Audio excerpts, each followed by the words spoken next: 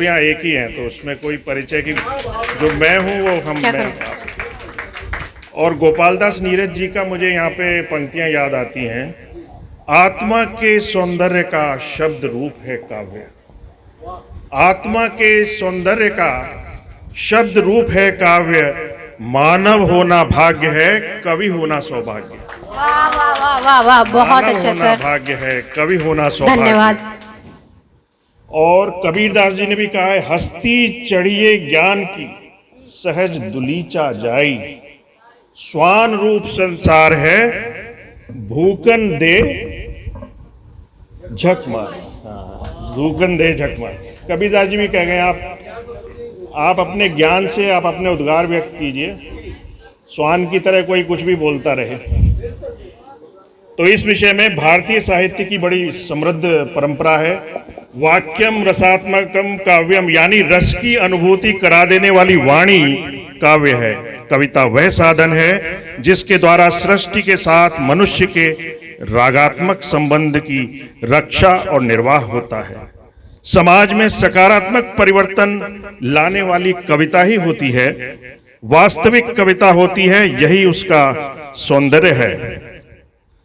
और यहाँ सब महिलाओं के लिए ही आयोजन है। इतना सौभाग्य है कि हम महिला कवयित्री यहाँ पर उनके बीच में सपनों में भागती एक स्त्री का पीछा करते कभी देखा है तुमने उसे, रिश्तों के कुरुक्षेत्र में अपने आप से लड़ते, रिश्तों के कुरुक्षेत्र में अपने आप से लड़ते, तन के भूगोल से परे एक स्त्री के मन की गांठें खोलकर कभी पढ़ा है तुमने?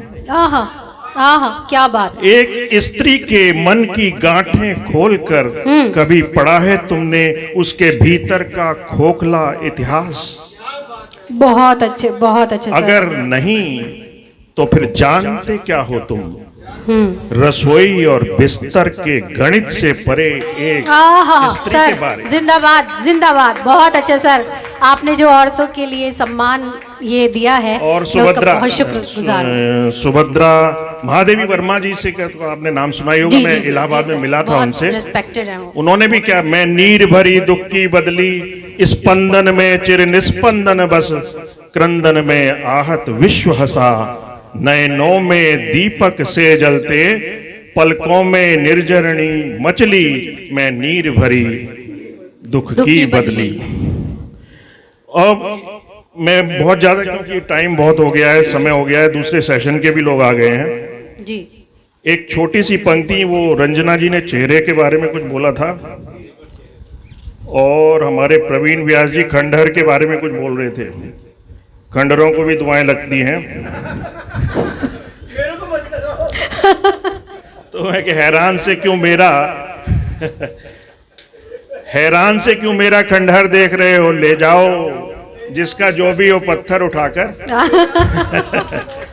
और रंजना जी का जो था ना, वो चेहरे का एक कुछ पंक्तियां थी जी। चेहरा जी। तो हर रोज नजर आता भोला सा नया चेहरा, हर रोज नजर आता भोला सा नया चेहरा, वो हुस्न की बला सा नजरें गड़ाए चेहरा, अब एक ही नजर पे वो मुस्कुराए चेहरा, ये मेरी शायरी है क्यों शर्माए वो चेहरा, ये मेरी शायरी है क्यों शर्माए वो चेहरा।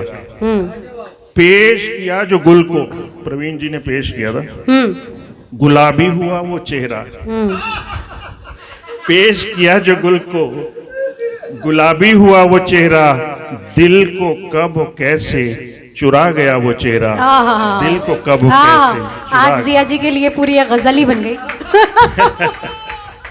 चेहरे को खूब खोजा, चेहरे को खूब खोजा, दिखता तुम्हारा चेहरा जी, हर चेहरे में छुपा सा जाना तुम्हारा चेहरा, जिंदाबाद। हर चेहरे में छुपा सा जाना तुम्हारा चेहरा, बाजार में तो यूं भी चेहरे पे एक चेहरा, प्याज की वो मानिंद परत परत चेहरा, प्याज की वो मानिंद परत परत चेहरा, पर वो गुलाब चेहरा जाना तुम्हारा चेहरा, नजरें हटा ना पाऊं वो बेहिसाब चेहरा, अब आशियाने में भी लोपुत गया है चेहरा, बहुत हो चुका अब जाना हटा दे पहरा, अब ख्वाब आसमां के क्यों ये उदास चेहरा, अब उर्दू में कहा है क्या यूं ही सुर्ख चेहरा, अब बहुत उर्दू में अच्छा, कहा है बहुत अच्छा, क्या यूं बहुत ही अच्छा। सुर्ख चेहरा। मैं इतनी जिंदाबाद सर।